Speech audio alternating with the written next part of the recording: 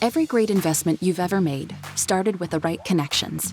Connections to the world's most sought-after investment community dedicated to improving business and society. You are part of this community. Welcome to iConnections Global Alternatives Conference. In 8 short months, managers and allocators who control a combined $60 trillion in assets have used our platform. But as you know, there's more to our story. Funds for Food was the largest capital introduction conference of 2020, facilitating over 3,000 meetings with the industry's most sophisticated investors, while also raising nearly $2 million supporting those in need during the pandemic. We followed this with Fund Women Week, the largest capital introductions conference in 100 Women in Finance's history. Initiatives like these are at the heart of iConnections' mission. In early 2022, we will combine the latest in virtual and in-person participation at the world-famous Fontainebleau Hotel Miami. You are part of this community because you are the people with the vision to improve society. Invest in progress. Welcome to the world of iConnections.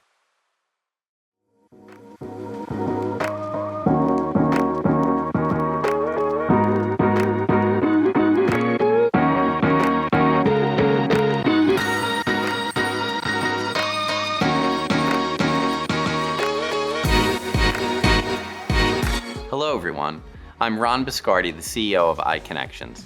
I'd like to thank all of you for participating in this year's Global Alternatives Conference. This is our first year hosting this event, and of course, it's virtual. But we are looking forward to our first in-person Global Alts event, which will be held at the Fontainebleau Hotel in Miami Beach during Hedge Fund Week in January 2022. This event will feature world-class content prepared by the iConnections Investment Institute, followed by 2 days of one-on-one capital introduction meetings, which we project will number over 10,000.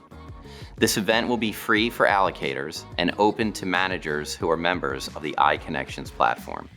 So if you're not already a member, please go to iConnections.io to learn more. Thank you for joining us, and stay safe and healthy. Welcome to the iConnections Global Alternatives Conference. I'm Shelley Rosenzweig, a partner in the investment management group at Haynes & Boone, a commercial law firm with more than 575 lawyers globally. Haynes & Boone is ranked among the largest US-based firms by the National Law Journal. While this year's Global Alternatives Conference is virtual, I'm thrilled to be welcoming you from the lobby of the Fontainebleau Hotel, the 2022 location of iConnections Global Alternatives Conference. iConnections was founded with the goal of creating a platform that helps the industry exchange ideas and stay connected, and this panel is no exception. I'm delighted to introduce today's speakers, Peter Zyhan and Marko Papic. Peter Zyhan is a geopolitical strategist and has worked for the US State Department in Australia and helped develop the analytical models for Stratfor. He is a critically acclaimed author whose latest title, Disunited Nations, The Scramble for Power in an Ungoverned World, became available in March of 2020. Peter will be interviewed today by Marko Papic, partner and chief strategist at Clocktower Group, and the author of Geopolitical Alpha, an investment framework for predicting the future. I will now turn it over to Peter and Marko, and thank you. Hey everyone, Peter Zyhan here. It's been a crazy year. I actually had a presentation scheduled for January 7th where the theme was to talk about why 2021 was going to be even more nutty than 2020. And of course, the events of the day before made the entire presentation kind of moot. It wasn't a surprise anymore. I'm going to cover a lot of ground today. I'm going to talk about a lot of things that are probably going to make a lot of us very uncomfortable. So I want to start with something that we can all agree on, something that's not controversial. So let's begin with politics. The American political system is a first past the post single member district system, which is a fancy way of saying that when people run for office, they run for a very specific geographic chunk, and they only need to get one more vote than whoever comes in second. Now, this encourages our political parties in this country to be broad, big tent organizations in order to get that marginal extra one vote in order to win. That means our parties are made up of factions. So here are your traditional Republican factions. Here are your traditional Democratic factions, and then swing voters in the middle. It's a messy system. It's loud. The factions are always moving around. But I'm sure you'll recognize that in the last 5 years, things really haven't gone this way. A few things that have really shifted. So let's start with the Republicans. The national security conservatives actually liked Hillary Clinton because they saw her as the only member of the Obama administration that actually knew how the world worked. Pro-lifers realized that Donald Trump had been a pro-choice advocate for 30 years before running for president, so they didn't trust him. On the left, socialists, I love Bernie Sanders. He's just so delightfully and reliably out of touch. The Hillary campaign crushed him near the end and then forced him to capitulate and endorse her live on stage. And a third of his own audience walked out. And the degree that they voted back in 2016, they didn't vote for her. They voted for Trump. Unions liked the anti-free trade rhetoric of the Trump campaign. That was an easy sell. And then Catholics just wanted to take a shower. And here's where we actually ended up 4 years ago. Now, what this tells me is that we're in a period of political transition in the United States. And this is loud and this is messy. But it also means that the old factions are moving and we need to think of the system differently. So this little 2x2 matrix is the best way I've discovered to kind of evaluate things. If you're on the far left, you think that the government should increase the tax take in order to reshape society in some way. If you're on the far right, you think that the government should stay out of your wallet. If you're at the top, you think the government should stay out of your personal life. And if you're at the bottom, you think that the government should play a role in regulating social morality. And of course, if you're in a corner, you can combine these things. So if you're at the bottom right, a social and an economic conservative, you probably oppose the food stamp program and you look forward to people starving because that builds character. And if you're at the top left, a social and an economic liberal, you look forward to the glorious day when we're all wearing government-issued gunny sacks that were paid for by the confiscation of all private property. Now, here are our swing voters in the same quadrant. Here is the traditional Democratic coalition. Here's the traditional Republican coalition. And here's everyone all together. Now, a lot has changed in the last 2 years. The parties that we know now are very different from what they were. The biggest outcome is Donald Trump has energized the conservative populace. He's brought somewhere between 10 and 20 million voters in from the cold, people who hadn't voted in the last several elections who are suddenly politically active. They are by far now the largest single voting bloc in the United States, certainly within the Republican Party, and they control the party apparatus. We're not done. We're just starting. Fiscal conservatives. Now, that's a fun group. They've had a really crappy last 20 years. They kind of liked Bill Clinton because he balanced the budget, but then they had W, who ran the largest post-war deficits in the country's history, who then gave way to Obama, who doubled down on that strategy, who then gave way to Trump, who actually spent even more, and that's before coronavirus came in with all the deficit spending. They haven't had a friend in government in quite some time. And when they tried to put restrictions on what the Trump administration did, Trump agitated against them fiercely, drove them out of Congress, drove them out of his administration, and out of the Republican Party apparatus. They are no longer Republicans. Next up, national security, military voters.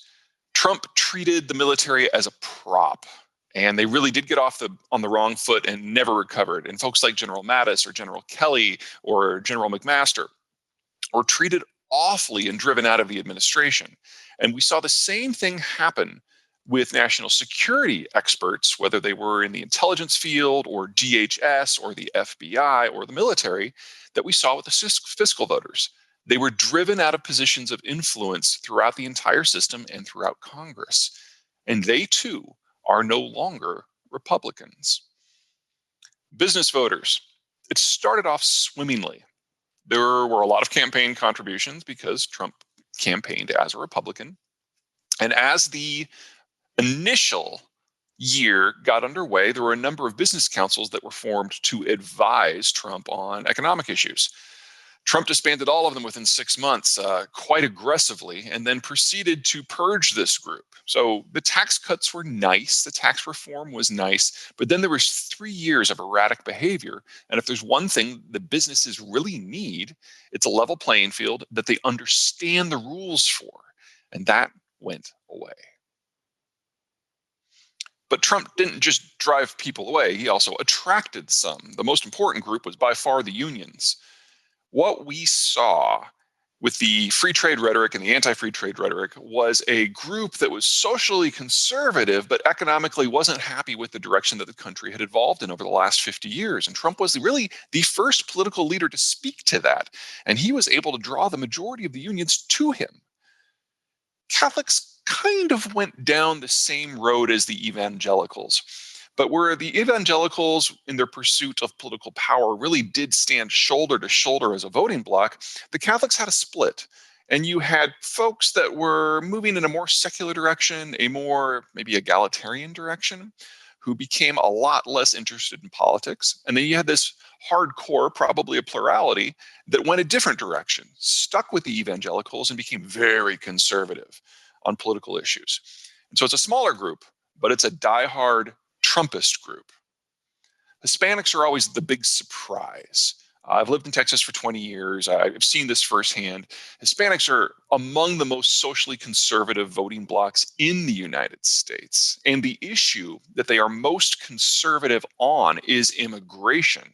They like the idea of the wall. They like the idea of more power for ICE. And I love this. They only support immigration as a rule once they're established. So we're talking like second, third generation here. They only support immigration for family reunification, but only for their family.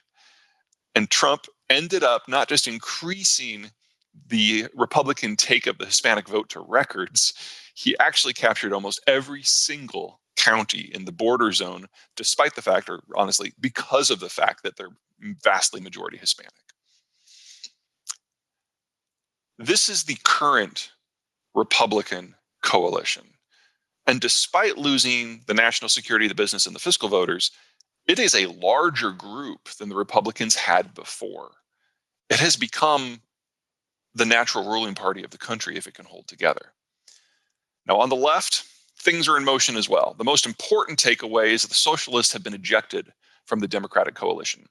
Wokeness, the violence that was associated with the Black Lives Matter protests, this really turned off a lot of people, not just on the right, also on the left.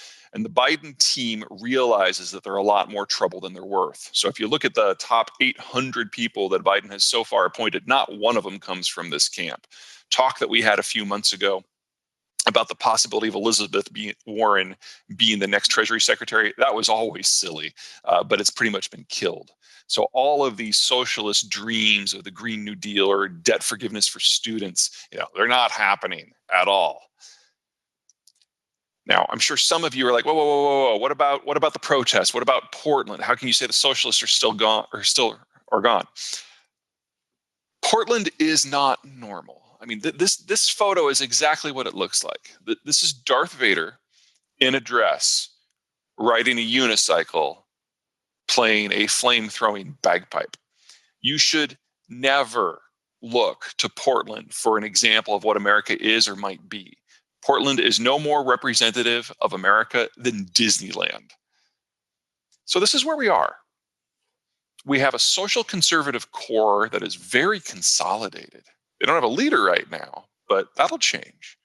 And we have a Democratic coalition that's a little bit all over the place that's trying to become more centrist. So this is where we are, or this is where we were until January 6th. Because the media has largely collapsed as a functional institution that gives us context and facts that we can actually use to make decisions, I'm going to have to underline something here. This wasn't a protest, this was a riot. A cop was killed. A cop was murdered. Murdered, that's the word. His skull was bashed in with a fire extinguisher. He was dragged from the Capitol complex, thrown into the crowd where he was beaten to death by a couple dozen people. One of the people who beat him used a pole that had the American flag on the other end. This isn't protected speech.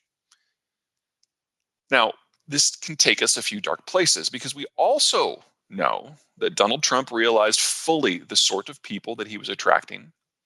And when the Capitol complex was breached, we know that he danced in the Oval Office. There's some dark rabbit holes here. But the point I want to underline here is that the Republican Party has been unable to sufficiently condemn what happened and Trump's role in it. And as a result, it has given up moral authority on law and order issues. That's a problem moving forward for some, and it's an opportunity for others, because the group that is most interested in law and order is this one. And if you combine Trump's actions, both before and on January 6th, towards the business community, it should come as no surprise that within a few hours, the majority of the American business community was calling on Mike Pence to eject Trump from office using Article 25 of the Constitution. Many companies, super conservative companies, have said that they will never contribute to Trump's political causes again, or the political causes of anyone who voted to decertify the election. You add that in with what President Biden is doing with his cabinet, and it's clear the Democrats are making a bid for the business community. This is the potential Democratic alliance. Now, this isn't set in stone yet, and I don't want anyone to get too excited or too depressed. We're early in this process, but it has been 5 years since this political transition began. It makes sense that we're starting to see some of the edges of it. Now, if you're a national security, fiscal, or business conservative, now is the time, in case you want to try to take your party back, because I think it's safe to say that not everybody in that dark circle thinks it's a great idea to grab a can of bear mace and a flagpole and a Confederate flag and march on the Capitol and kill a cop. The Republican coalition is in turmoil right now. Now is the time to make a difference if that is what you want to do. But I also want to underline that this is not atypical for the United States. Our political factions shuffle every generation or two. This is our 7th time through this. We'll get through it. It'll be loud. It'll be messy. But in a few years, it'll be over, and we will have 2 new parties that we barely recognize by the status of 2015. All right. That's where that is. Now, for the United States to be involved in the global system, you need one of 3 things. First, you need global interests, and I'd argue we have never had that. We created the global order in order to fight the Cold War, and the Cold War ended 30 years ago. We never integrated our economy in the system. We're the least integrated economy in the world of size. Without that sort of global interest, you have to ask whether the United States has any desire to maintain globalization. And by this first measure, no. The second measure, a political culture that is capable of engaging the world. I'd argue January 6th put a bullet in that idea. Even if Biden is the guy who's going to unify us, how long do you think it's going to take him? An hour? His whole term? More time than he has? You don't do this overnight. And the last time, we had to get pushed by World War II to even consider it. Third, you need a global footprint. And that's out of the question too. The United States is done with war for a little bit, probably at least a decade. And right now we have fewer troops stationed abroad than at any time since the 1890s. The deployments in the Middle East are nearly zero. Deployments in Europe are being slimmed down, and the ones in the Pacific are barely holding steady. This is it, folks. It's over. The country that maintained the global system has decided, left, right, and center, that it's done. That's the strategic side of the picture. The economic side is, if anything, even darker for globalization. This is a standard demographic profile. Children on the bottom, young adults, mature adults, retirees at the top, men on one side, women on the other. This is what we call a consumption-led system, because anytime you have a lot of people aged 40 and under, it's all about the spending on cars and education, raising kids, buying homes. Now, this is Mexico. And when American political leaders and American business leaders look at a demography like Mexico's, we really like what we see. 2 big reasons. First of all, All those young Mexicans buy a lot of American products because Mexico can't produce enough to feed them all, to supply them all with what they need. Second, young folks are not super skilled in terms of their careers. They're low value add, they're mid value add. So that's what Mexico does in manufacturing, the low and the mid, the assembly. That's not what the American workforce does. We do the high end, we do the design. So the propensity for integration of supply chains and intertwining of economies is huge. Mexico became America's largest trading partner in 2019. It is a position they will not give up in our lives. This is a partner. And this is not. The Koreans had a baby bust 50 years ago. They'll never recover now. They've aged too much. There aren't enough young people to consume what they produce. In fact, look at all those 40, 50, and 60-year-olds, folks that have been on the job for 3, even 4 decades. Very productive, very highly value added, going head to head with the American workforce. And because Korea can't consume enough of what it produces, they have to export it, and a lot of it comes here. We will always have trade disputes with the South Koreans as long as we're trading with them at all. Now, from roughly 1980 to roughly 2015, the world was in the perfect demographic moment.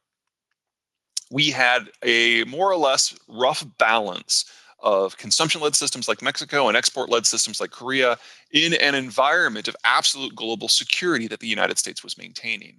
Trade grew at a faster rate than any time in history. Global GDP expanded faster than at any time in history. Personal incomes increased at a faster rate than any time in history on a global scale. It was beautiful. But 20 years later, we are all 20 years older. And that balance is broken down. The world's consumption-led economies are turning into export-led. The export-led are turning into what I call post-growth, places like Japan that have simply aged out of being able to participate in either side of that equation. We need a new economic model, and we're not going to figure that out in the next couple of years. For the United States, it's a partial exception story. Our demography is not aging nearly as rapidly as anyone else's. In fact, aside from the New Zealanders, we're the slowest aging society in the world right now. There's really one thing to underline here. The baby boomers, largest generation in our history. There's 2 things that are going on with them. Number one, they're going through mass retirement themselves. They'll hit the peak of that in 2022, just a year from now. And so we're looking at a significant change in the workforce that affects capital generation, that affects productivity, and it's unavoidable, and it's a year away. But just as important, the baby boomers did something that no other cadre of boomers anywhere else in the world did. They had kids. They had the millennials. And so the millennials, for all their many, so dear God, so many faults, have something going for them that no other millennials in the rest of the world have. They exist. Today they're consuming, tomorrow they'll be producing, and the day after that they'll be investing. And that allows the United States to continue with this existing economic model, more or less. The rest of the world, not so much. Let me stack it up for you, give you an idea of the scale of the problem we're facing.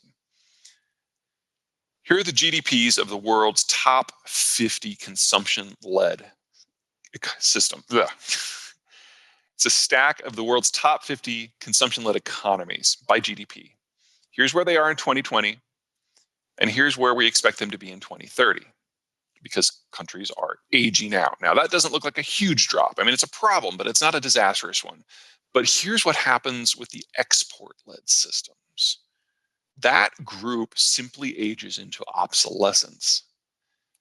Now, today, we only have one post-growth economy, but in the not too distant future. So, folks, we're there. We've already seen how good this gets, but in 2020, everything flips. And we reach the point of no return in terms of capital availability, in terms of mass consumption, and in terms of investment. And shortly thereafter, their production. And then there's COVID. This is the top 6 consumption-led economies in the world. I'm sorry, not consumption-led. I just picked 6. United States and the United Kingdom are 2 of the largest consumption-led. So is France. So is Mexico. I included India in there so you can see what happens when you stop testing. We know, obviously, that the data is worse than this. What this is new COVID infections on a 7-day moving average in per capita terms. So the data is broadly comparable. We know that for the United States, the United Kingdom, and France, the numbers are at least double, probably closer to triple. With Mexico, it's probably 5 to 10 times as much. In India, nobody really knows. But that double red arrow, that's at 5 cases per 100,000. That's the point where epidemiologists estimate that the virus has become so entrenched in the population that the only way to get rid of it is with a vaccine. What this tells me is that we can look forward to consumption-led economies being a degree of lockdown for the foreseeable future until we have mass vaccination and then maybe a few months thereafter.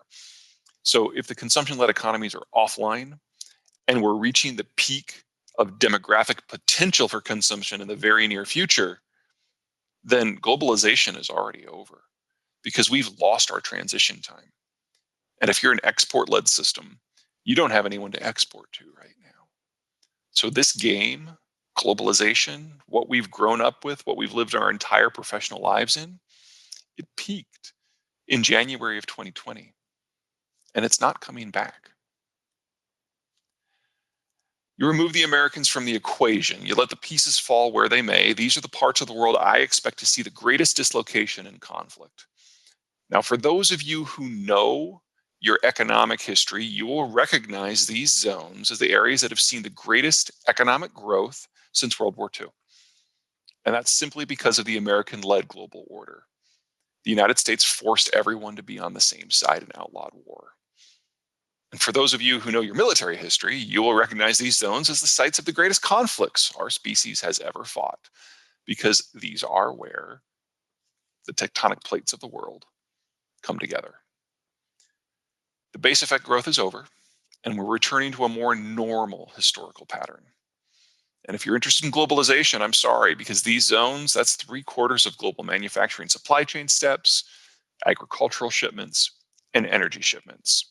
We are literally looking at the end of the world that we know, whether it's from the American withdrawal, whether it's from an end to consumption because of demographic inversion, or because of conflict. And very likely, they're all going to reinforce. Now, that was very depressing. I do have some good news. Ladies and gentlemen, I would like to introduce you to William Shakespeare. That is literally his name, William Shakespeare. He was the second person in the United Kingdom to get immunized. And of course, they made a big PR fanfare of it. I mean, say what you will about the Brits, their ability to capture historical imagination and throw it into a PR campaign, top notch. Now, there are a number of things going on in the vaccination world. The first one up that was approved in the United States and the United Kingdom in mid-December is the Pfizer vaccine.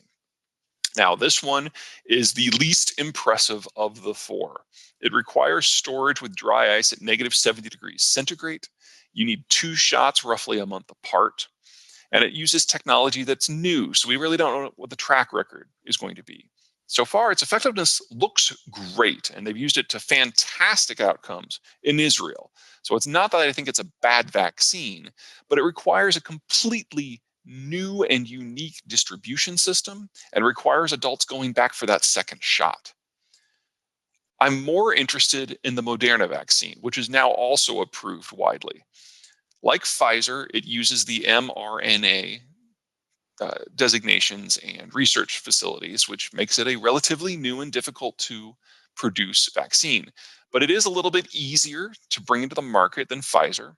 It's a little bit easier to manufacture, but more importantly, it can be stored in a commercial freezer, but it still takes 2 shots. So fundamentally, it's not that much easier. The Astra, Zenica, or the Oxford vaccine looks even more promising. Now, the Oxford vaccine had some problems with their phase 3 trial data, and that's why it hasn't come out everywhere yet, but it probably will be out in February. Manufacturing for this one is even easier, and it can be stored in a fridge, which is great for distribution because now all of a sudden every doctor's office and every pharmacy can participate, but it still requires that 2 shots. which means I'm holding out my hope for the Johnson & Johnson vaccine. Unlike the first three, it uses more traditional manufacturing methods. It's not mRNA. In addition, refrigerator storage, and it only takes one shot. So it can be put into the normal distribution system right alongside tetanus, polio, and the flu shot. Anyone who can do any vaccination can handle this without any additional work.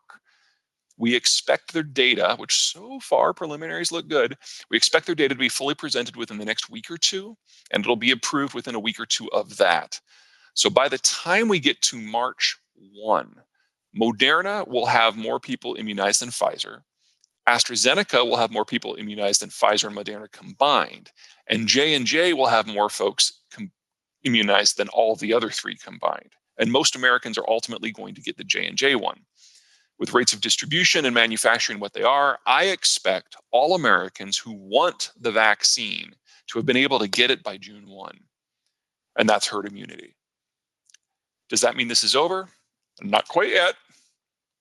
Once we can go out and interact with people normally, it is still going to take some time to get back to normal. Give it 3 months, which means that by September 1, the coronavirus crisis will be in our rearview mirror. We are almost there. I want to end with something that is related to all of this, but kind of on a different path. The United States is in the midst of its greatest internal migration that we have seen since the formation of the interstate transport system back in the 1950s. People are shuffling all over the place. There's 3 major trends. The first one's demographic. Baby boomers are retiring. They don't want to shovel snow in their old age, so they're moving someplace warmer. The second is a combination of demographic and economic. The millennials have had their coastal urban experiences, and they've discovered that they want to have kids now. In fact, the average age of home ownership in the United States is 32, and the average millennial is 31 right now. So we know that there's a home buying surge about to happen. And they've discovered they can't afford homes in these coastal enclaves, and they certainly can't afford to raise children there. So they're relocating places where living costs are lower. And the point of this map is not population density. The point is to show where cities can expand and where they can't. Cities that are in green can geographically expand in every single direction. Blue's in most. But if you're orange or red, you're pretty much stuck within the geographic boundaries you have now. And if you want to expand, you have to expand up. And expanding up is expensive. And then the final piece, the third one that's moving people around, is health. Coronavirus has made people nervous about being in close proximity. That's not going to go away in a year or 2 or 5. So people are moving out of the cities that have excellent mass transit systems where those transit systems are necessary. And those are the cities in the circles. So we're seeing mass relocations of people south, west, and southwest. Those are the cities that are going to boom in the future. All right. That's a lot. We're going to have a conversation here with Marko where he's going to do what he always does and try to pick apart everything that I do. And I got to say, I'm looking forward to it. It's been a while. Okay, super. Well, thank you so much, Peter. That was a tour de force. I was going to do a little bit of intro, or I guess post-tro, about some of the things that you've done. I'm glad you put that slide at the end. So for everyone out there, Peter has written 3 books that I think are excellent, fascinating. The first one, The Accidental Superpower, when it was published, it was, I think, very controversial, and a lot of sort of the elites in our space. It got me in a lot of trouble. It did. And I saw a panel with, I think it was Fareed Zakaria and Ian Bremmer, where they were just sort of poking holes at you. But everything you said, for the most part, which is really this foundation of the idea that the U.S. is withdrawing from the world, and here's why, secularly and structurally, that is an option, obviously did play out, right? I mean, the famous Jared Kushner line, what did you do for me lately? Was something that a lot of these elites were like shocked by. And that was the first statement that was given to American allies. And I think the other thing is also, you flashed very quickly, I just want to reiterate it, Zeihan.com, you can go there and you can read Peter's latest thoughts. and obviously look at some of the other things that he does. I want to pick, as you said, I want to pick apart your presentation by starting off with a really important thing for institutional investors. Sure. Which is, the next 4 years of obviously fiscal and monetary policy and the direction of it. And it's interesting because you make a very important point, which is the Democratic Party is going to try to expand its big tent. They're getting greedy. They're looking at this business community. They're saying like, wow, this is our opportunity. This is a shot. At the same time, if you look at the exit polls, I would say that Joe Biden won because he actually expanded down in your quadrants. So he went to the populist vote. And if you look at the performance of Joe Biden, at least according to the exit polls, by income levels, Joe Biden won 11% more of the 50K to 100K voter than Hillary Clinton. That's 15 million people that he picked up. Trump only picked up an extra 5. So in net terms, Joe Biden won 10 million more votes in what I would say is kind of the semi-populist / union, that like southward quadrant. So how does he balance, this strategy of appealing to the business community and also keep the promises to the populist groups that got him into the office? Well, let me start off by saying that when it comes to what Biden is going to do, we have absolutely nothing to judge that by. This is a politician who has been in Washington for the better part of the last half century, but has never actually been in charge of anything. He's never managed anything. He was a senator, then he was a vice president under probably the most disconnected president this country has ever had. So we know what he said, and we know that he contradicts himself about every 5 to 10 years and completely remakes his ideological makeup. He has no convictions. He may have a plan, and I'm sure we're going to see that unfold over the next few months, but we can't judge whether it's going to work because he's never been in charge of anything before. He sees himself accurately, I might add, as a transition leader. The question is transitioning to what? And between him and Harris, who is, I like her, do not mess with her. We are going to be able to see some institutional expansion and ignoring of the old guard in a way that almost is Trumpian, which is kind of exciting. But you're right, the balance is what he's got to try to do. It is very, very common for a ruling party to lose seats in the House and the Senate at midterms. And so they really only have 1 year to make things stick. And I think we're going to see a lot of activity in just the first 2 and 3 months that is designed to set the stage for that first election that is going to appeal to both. So on the populist side, we are going to have a record stimulus program of $1.9 trillion, I think is the current number. I have no doubt that that is going to pass through Congress. I have no doubt that is going to be popular. And I have no doubt it will be linked into the vaccination program that Trump may have set up, but now Biden is going to get credit for completing. That will give him a lot of gravitas with a lot of people, regardless of their political alignment. We are going to see, under the first 6 months of Biden, the coronavirus crisis wind down. I would be shocked if somebody who has been a politico for the last 50 years cannot make political hay of that. That will also impress the business community. Because if we can get consumption back up and running at the same time, things like his equivalent of America First on government purchases will specifically be designed to stimulate American manufacturing in a way that Trump said he was going to do, but never really used the tools of government to make happen. I can see there being something in the pot for everyone. The only losers in this scenario are the fiscal conservatives, but they have gotten used to losing. Okay. Yeah. Bondholders too, I would assume, as this goes on. So let me ask you about this specifically, because I know a lot of the people who are watching us right now will be thinking about this. The stimulus package, I completely agree with you. There is, of course, a question in the sort of investment community: how stimulative will it be, given that the Biden administration is trying to also balance it with tax increases? Now, this reminds me very much of the same questions in 2017. How stimulus will tax cuts be, given that Trump and Paul Ryan want to cut spending? We know how that turned out. We didn't really cut any spending at all. As you mentioned, the spending in the US had been going up even before COVID. So what is kind of the balance that you think that Biden will try to strike with tax increases? I don't think there's going to be much of a balance at all. We're in an environment of low inflation. We've done a huge amount of monetization in the last 10 years. We've done a huge amount of spending expansions in the last 10 years, and there has been no penalty to fiscal activity whatsoever. Two thoughts on that. Number one, the fiscal conservatives are being proved wrong. And I'm a fiscal conservative, so it hurts to say that. But the environment that we're moving in, where we've moved past peak consumption globally, means that the economic rules of the game are changing. We don't know what the new ones are yet. We know in a world with fewer people and fewer consumption and less interactivity that we know that capitalism doesn't work the same way. We know that fascism and communism and socialism won't work the same way. In fact, all four of them probably won't work at all, because they're all based on the pie getting bigger. It's just a question of who divvies it up. That ends this decade. That ends the first half of this decade.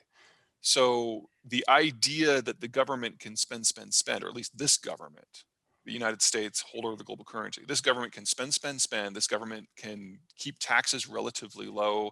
This government can monetize. We know that there's a lot of road left to run on.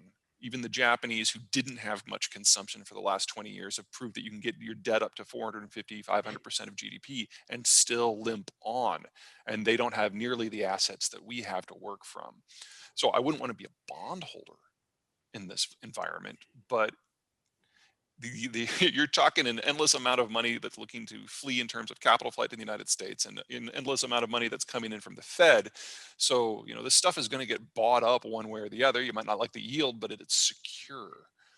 And so you can have Biden trade away the tax increases, which I don't think he's going to really lose any sleep over. And the people in Congress who normally would have fought him on that are gone.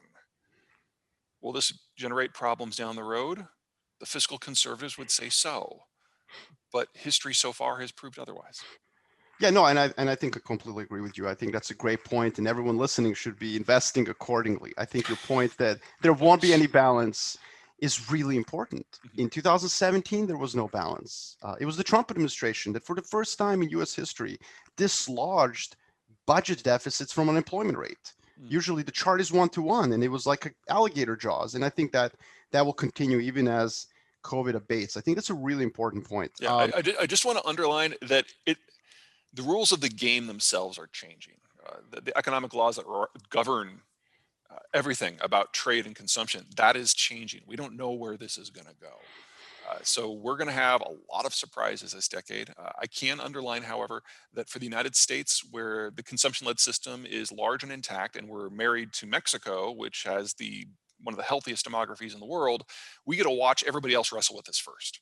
So, this is going to be a much bigger problem for the Chinese and for the Europeans than it is for us. So we'll be able to look around the world, see what countries are doing, and maybe cherry pick best practices as we move forward. Well, let me ask you, like usually during these conversations, you and I were always pushed to make these kind of investment recommendations, but I'm going to make it fun, and you give me the idea with the idea with your map of, the urban cores that are going to be able to expand.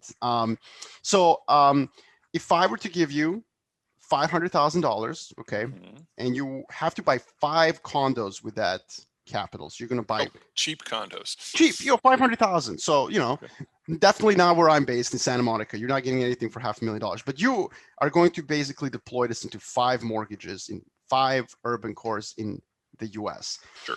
Where would you go? Do I have to live there?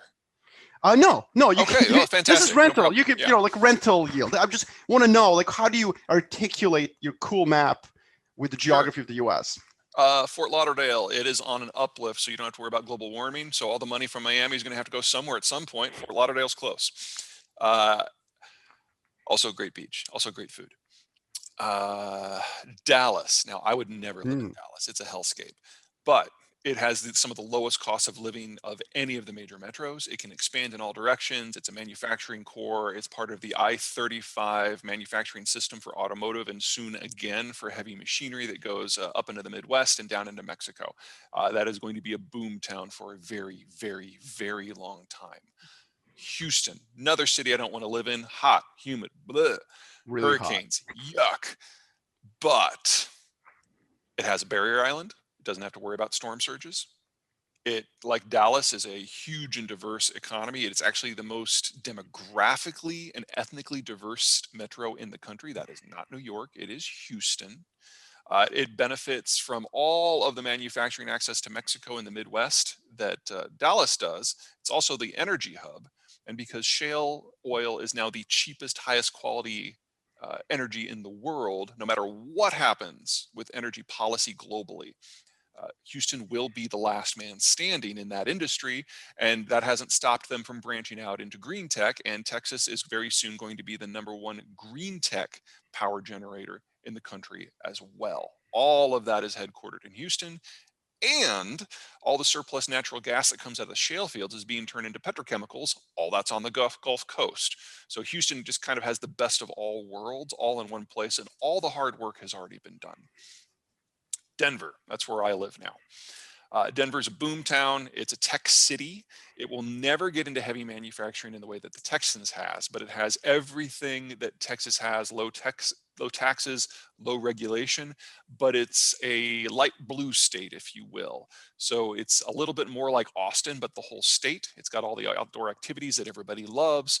The infrastructure for infotech is excellent. And in a post-COVID world where we don't all come back to the office, uh, Colorado really does have the best of all worlds. You can communicate with anyone. You've got a global hub for transport, and it's easy to integrate wherever you want. So let's see, that's 1, 2, 3, 4.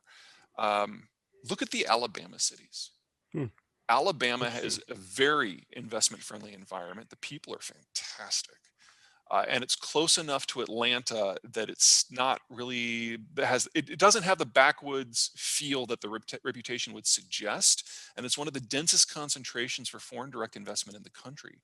The workforce is friendly, it's skilled, and they have a very great way of bringing in foreign companies to metabolize the local workforce that you used to see in Silicon Valley before it got ridiculously expensive. And let me add one more to that: Charleston, South Carolina. They're even better at FDI than the Alabamans are. It's the densest footprint, period, in the country for inward foreign direct investment. And remember, the United States is one of the few consumption-led economies left, and in the advanced world, one of the very few. So you're seeing a lot of foreign companies, whether it is Airbus or Volkswagen, coming into the United States to set up assembly and manufacturing footprints in order to access that market. And I'd argue that Charleston has done better at that than anyone else. Yeah, I really like the Southeast as well. I mean, on your map, there was a lot of green there. South Carolina, Tennessee, if we can count it as part of that Sure. region as well.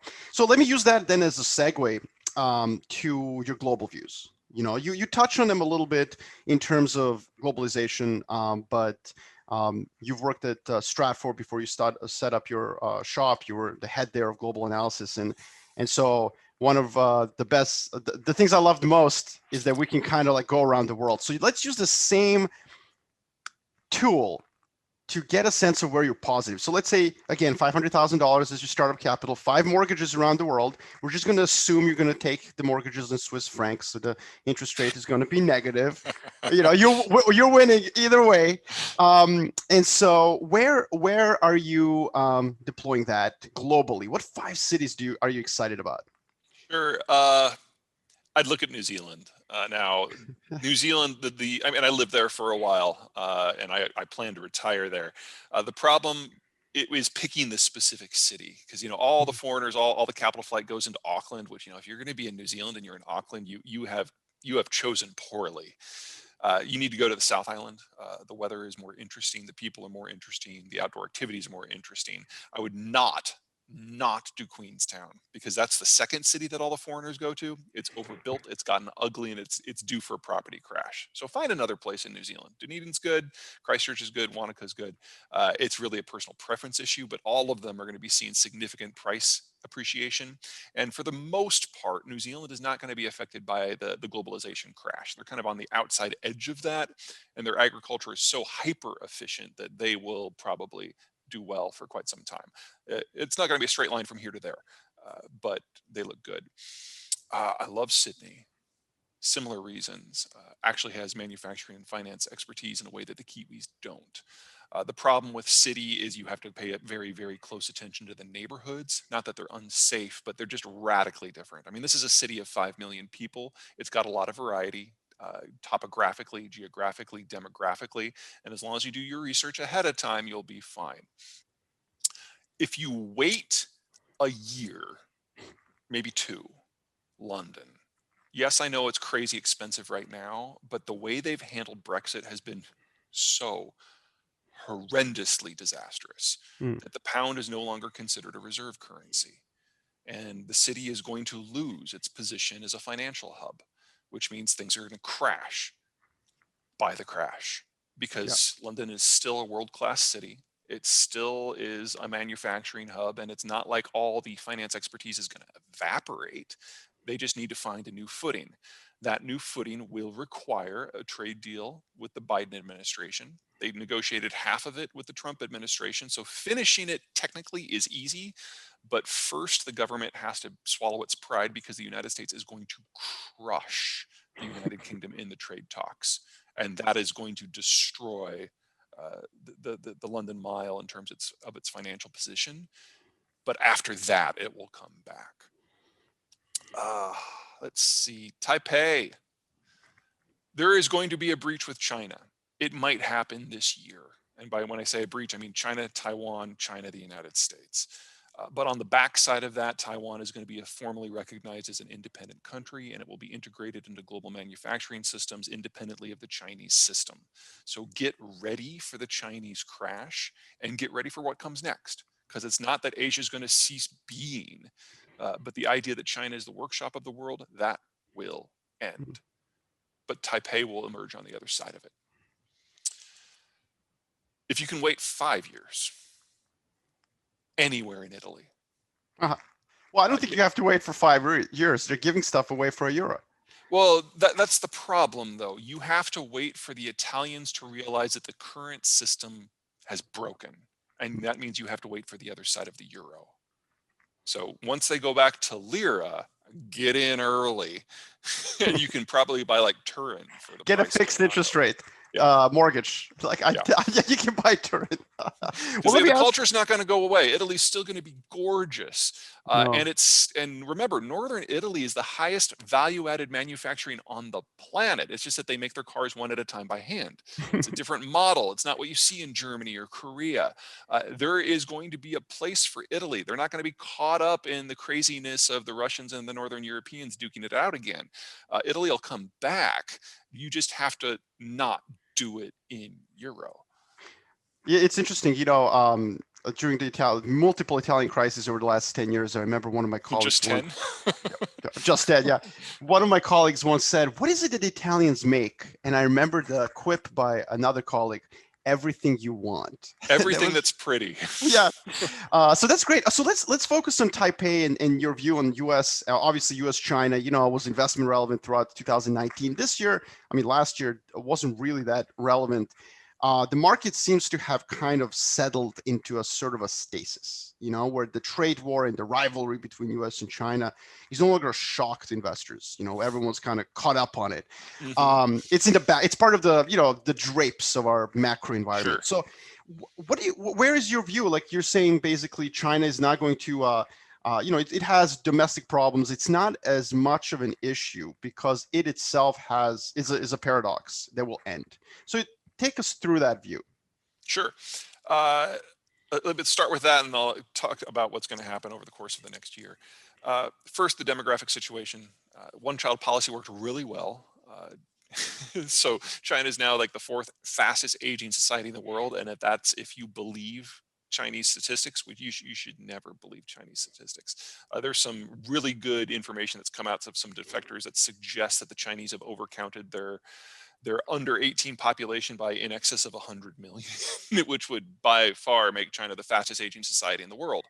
If you remember from that chart that I showed of China in 2000 versus today, there's a block of people that is over 120 million that are aged 25 to 30 right now. That is the consumption pulse that we're seeing out of the Chinese. That is real. I don't mean to suggest that it's not, but the generation coming up behind it is less than half as large.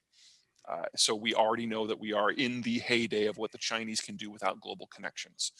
The Chinese Navy is designed to project power in East Asia. It's a nearly coastal navy. Less than 10% of the ships can sail more than 1,000 or 1,500 kilometers from shore. That's barely enough to make it to the first island chain, much less beyond. So the Chinese cannot maintain their trade position unless the United States does it for them. So the US Navy has become the single largest factor in powering Chinese success. You add in their over-financialization, which is kind of like Enron on steroids, to the consumption problem, to the hostility of Japan, to the United States leaving. It's just a question of which crisis brings them down, because all of them are system killers. My personal vote is on something happening in the Middle East. You may have noticed a couple of weeks ago that the Iranians hijacked a South Korean ship, and the U.S. did nothing. So as soon as we get a shooting war anywhere between Kuwait and Taiwan, it's over, because then the Chinese simply can't keep the lights on, and which is kind of important for an industrialized economy. So strategically, demographically, economically, this is over. It's just a question of who pulls the pin. Politically, we have seen Xi carry out the greatest purge we've seen since the Cultural Revolution. I don't think we're going to see a Chinese uprising because of it, but it does mean the system has become incredibly brittle, and kind of the technocratic consensus-based model that we saw under Hu and Zhang and Ding and the rest, it's gone. So it kind of like Russia, one guy at the top makes a mistake, it percolates down to the entire system very quickly, and it's over. So, you know, we're in a contest here to see how this goes bad first. As to what's going to happen, former Secretary of State Mike Pompeo, on his way out the door, threw a few grenades in. Said that any American official can go to Taiwan as an American official, not in a private capacity. They don't have to ask permission from either Taiwan or the United States. They can just go. That's like this far from recognition. He also called officially what's going on in Xinjiang a genocide, which we all know it is. That is going to have consequences for trade policy, because within minutes of Biden coming in, he reaffirmed both positions. So the Trump administration did a wonderful favor in breaking the ice for the Biden administration on that topic, and it's only going to build from there. We will see financial sanctions like what now exists against CNOOC, which is their third largest oil company and by far their most internationally wired and by far the most technically advanced. It is now under Russian-style sanctions. That is going to spread to the other two oil companies, which means that 70% of the energy that gets imported all of a sudden can't be done in dollars. That's a problem. We're going to see changes to the trade order as the Biden administration forces the US government to establish alternate suppliers that don't come from China. Normally, I'd be like, whatever, because, you know, government saying, oh, we won't buy from China, who cares? That was before we had a $2 trillion stimulus package. All of a sudden, that reshapes supply chains the world over. And if we start going after the Chinese like we've gone after the Russians or the Iranians, that hits every financial connection the Chinese have. Be warned, this is ending. And a lot of manufacturers have ignored the writing on the wall for the last 5 years, but a lot haven't. And we've seen movements in semiconductors and automotive and textiles and wiring and heavy equipment as companies are moving what they can either back to North America or elsewhere in East Asia to prepare for the day that this breaks. And that break is coming. That's very, very interesting and obviously very relevant for anyone out there. So one of the things that I want to end on is your views on technology and a little insight for everyone watching. So Peter was actually my first ever boss in the private sector. So it's my fault. Yes, it is your fault. And you know, the technology part of this is, I remember the first ever analysis I wrote at Stratfor, where I worked with Peter for 4 years. Was something about Iranian refineries, I remember. And it was, I'm going to say Halloween 2007, and you had a party at your house.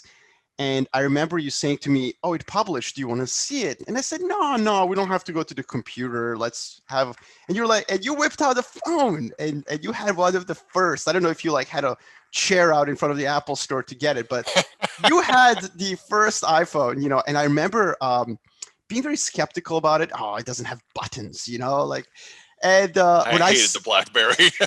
when I saw the analysis and the clarity of it and the maps, I mean, like I got goosebumps just thinking about this. This was my introduction to like this new technology. Obviously, we've seen throughout human history, technology creates these, step function changes, non-linearity in forecasting. So where do you think all of your views, like what do you think is the most likely to skew your views into a different direction? Because you have a method, and people who read your books understand this is very much driven by geography, by demographics, by what I call immutable variables. And obviously, technology can dramatically change things, i.e., it's mutable. So where do you think technology could have the biggest impact on your views that we haven't discussed today? Sure. The technology revolutions that have changed the rules of the game in the past have had to do with changing the relationship between power, like the physics term power, muscle, Energy. wind, water, Yeah. energy, and our geography. So sedentary agriculture, the industrial revolution, deep water transport, those are the big three. It is not clear to me yet that we've got something on the horizon here. If it is going to be information tech, its impact on transport is at best indirect. We know that things like EVs, even if they're all magically adopted tomorrow, if we had the manufacturing capacity to replace them all in the next, all vehicles with EVs next year, that really doesn't change the math. It might make us dependent on lithium rather than oil, but that only gets rid of about 40%, maybe even 30% of oil demand. That's not a game changer. It moves the needle in a lot of places, but it's not a game changer. So if digital technologies, if the digital revolution is going to do this, it's because it empowers some geographies over others. So two quick examples.